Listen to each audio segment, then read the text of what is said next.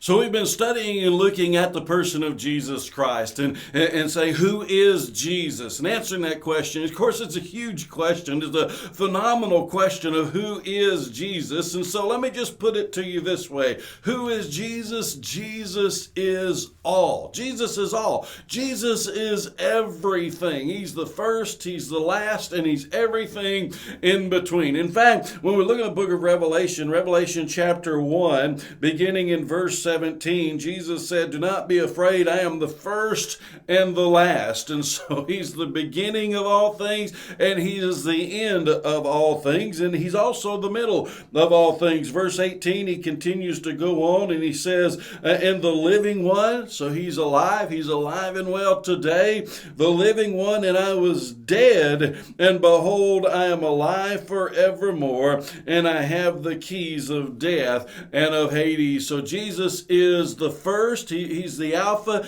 he's the last, he is the Omega. That's the first and the last letters of the alphabet. And so when we begin to look at that, he's the living one. He is alive today, and he is alive for all eternity. Now, he was dead, and he defeated death, and he came to life, and now he holds the keys of death and of Hades. And so what does that mean? That means he is Lord. He is Lord of all. And as he's alive today, he is the first fruit of the resurrection, and he is alive forevermore.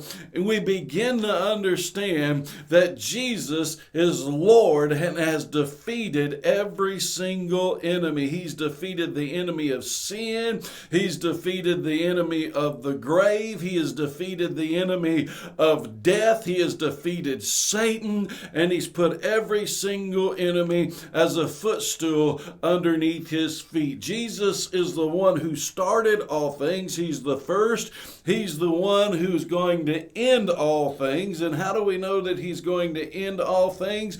Because he has already won the war. He's already won the battle. And so we recognize that he is alive. He is alive forevermore. He was dead, but he defeated death, and now he is alive. And so we could rejoice in that. So who is Jesus?